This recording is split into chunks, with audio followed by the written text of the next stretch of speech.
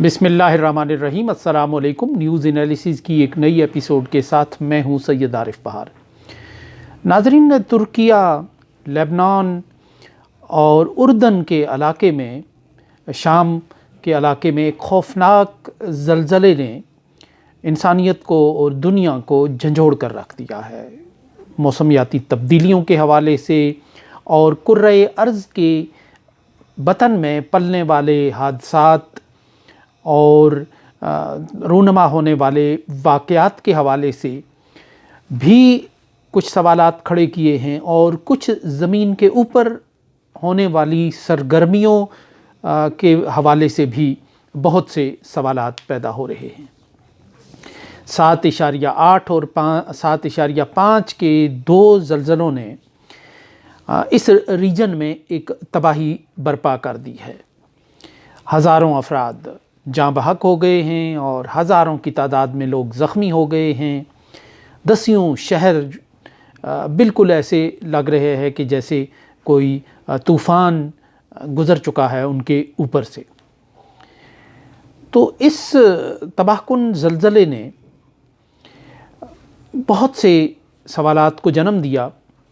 اور اس کی سنگینی اور اس کی پراسراریت اس وقت کچھ اور گہری ہو کر رہ گئی جب ایک ڈچ ماہر ریاضیات جن کا نام فرینک ہوگر بیٹس ہے، اور جو اب راتوں رات جو ہے ان کا ٹویٹر اکاؤنٹ بھی مشہور ہو گیا ہے، اور ان کے جو یوٹیوب چینل ہے وہ بھی مشہور ہو گیا ہے،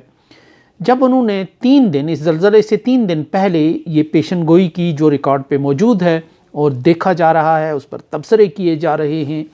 اس پر سوالات اٹھائے جا رہے ہیں کہ جلد یا بدیر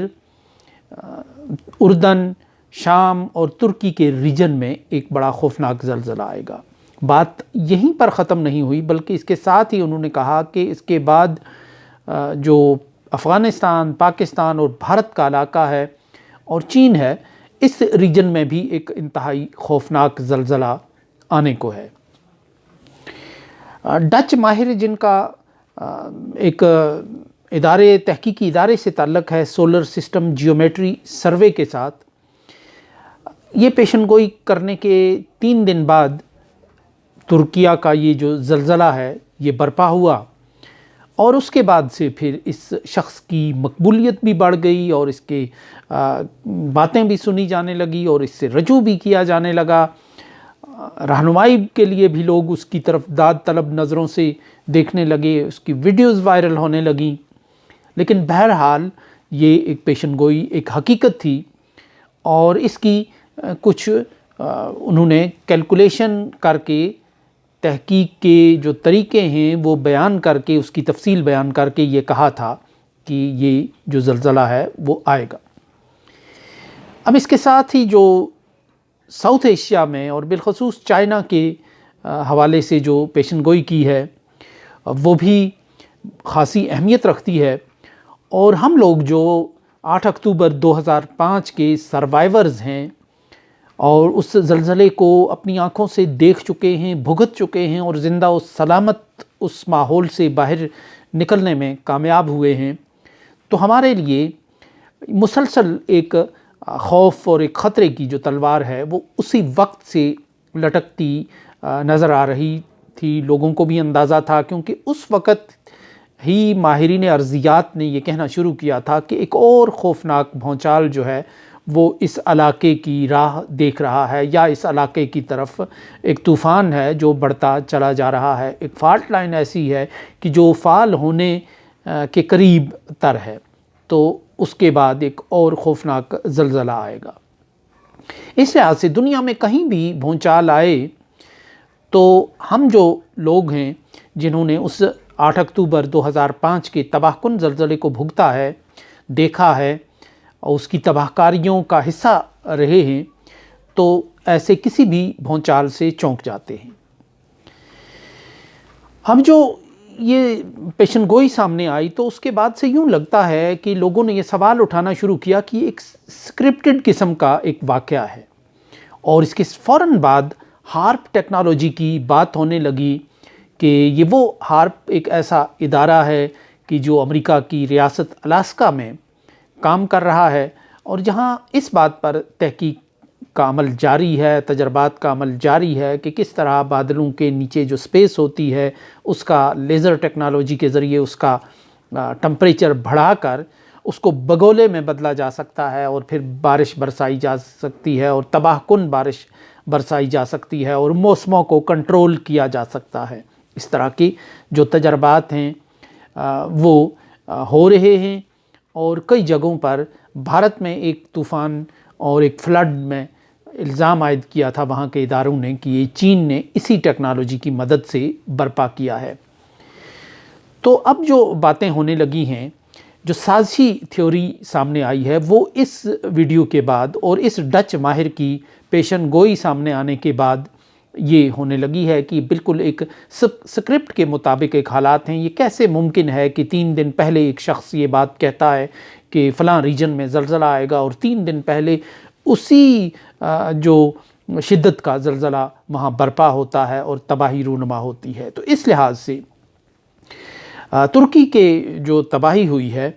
اس میں جو سازشی تھیوری سامنے آ رہی ہے وہ یہی ہے کہ ترکی میں رواں جو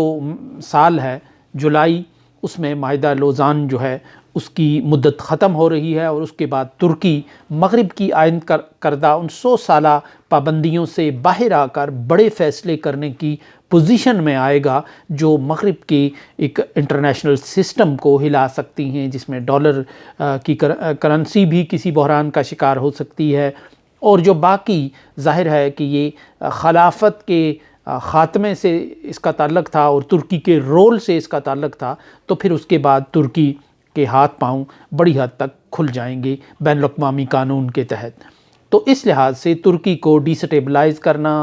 کمزور رکھنا، مسائل اور مشکلات میں گھرا رکھنا، یہ بین الاقوامی ضرورت ہے، کیونکہ اس کے بعد ایک خوف کی ایک جھرجھری سی ان کے بدن میں محسوس کی جا رہی ہے۔ تقریباً یہی صورتحال چائنا کی ہے کہ جو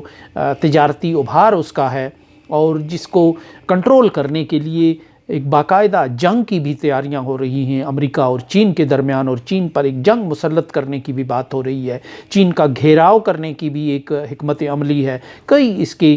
جو لیئرز ہیں چین کو کنٹرول کرنے کے لیے، اور چین کو ایک سول سپر طاقت بننے کے لیے، ایک بڑی اقتصادی قوت بننے کے لیے، دنیا کی واحد اور سب سے بڑی سپر طاقت اور اقتصادی طاقت بننے سے روکنے کے لیے کئی پلانز ہیں جن کی لیئرز ہیں۔ اور اس لحاظ سے اگر اس ریجن میں بھی کوئی ایسا بھونچال آتا ہے ہارپ ٹیکنالوجی کی مدد سے، تو چین میں ایک ڈی سٹیبلائزیشن کا ایک عمل ہوگا، ایک افراتفری ہوگی، اس کے اقتصادی اثرات ہوں گے۔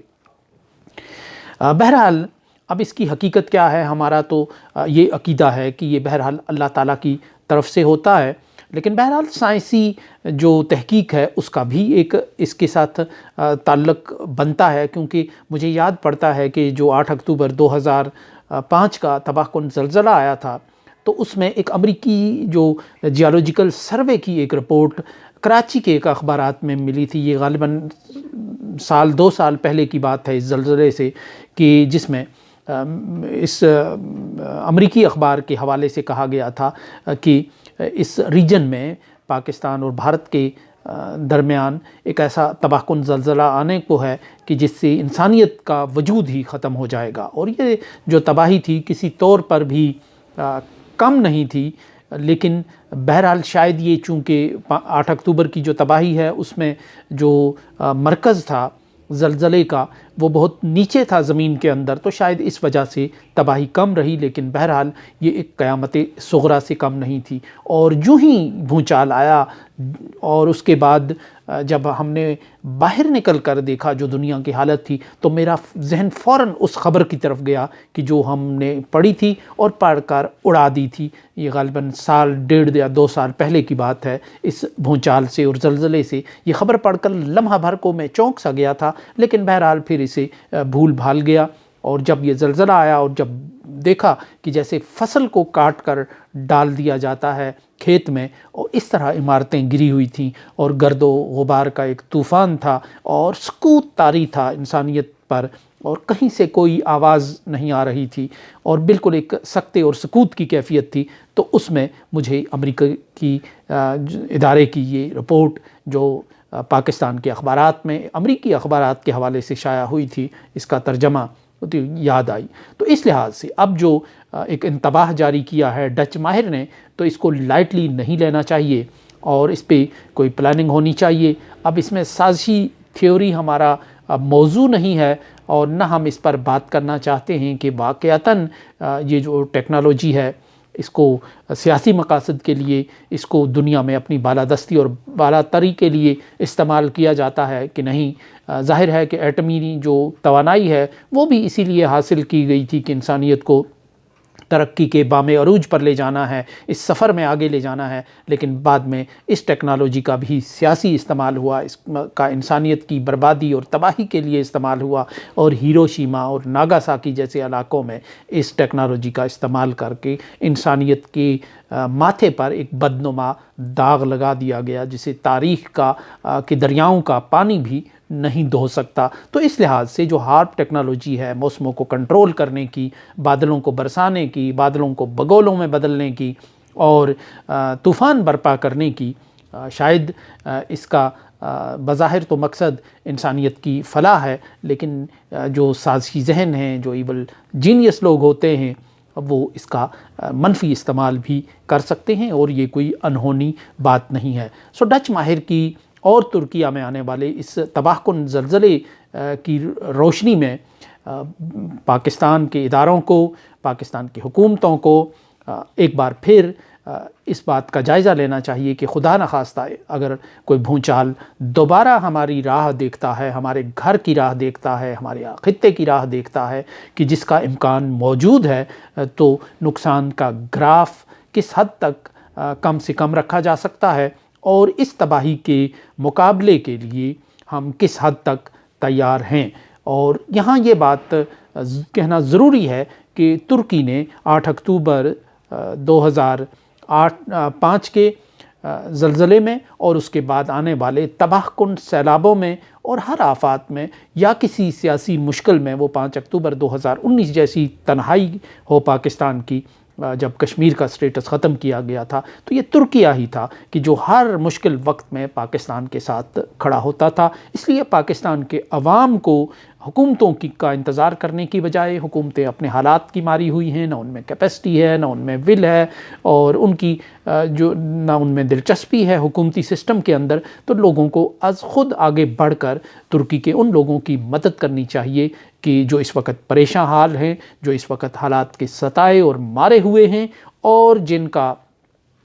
اس وقت جو مدد طلب نظروں سے دنیا کو دیکھ رہے ہیں، یہ ہماری طرف سے، پاکستان کے لوگوں کی طرف سے، کشمیر کے لوگوں کی طرف سے، یہ ان پر کوئی احسان نہیں ہوگا کہ اگر ہم ان کے لیے کچھ کرتے ہیں، یہ ان کا وہ قرض واپس چکانے کی ایک ادنا سی، ایک کمزور سی کوشش ہوگی کہ جو وہ مختلف آفات میں اور مختلف تباہیوں میں اور مختلف آزمائشوں اور مشکلات میں ہمیں دیتے رہے ہیں، وہ احسان چکانے کی ایک کوشش ہوگی کہ جو وہ احسان ہم پہ کرتے ہیں۔ اور کہا بھی گیا ہے، فرمان بھی یہی ہے کہ حل جزاء الاحسان الی الاحسان۔ سو اس کے ساتھ ہی اجازت دیجیے، اللہ نگہبان۔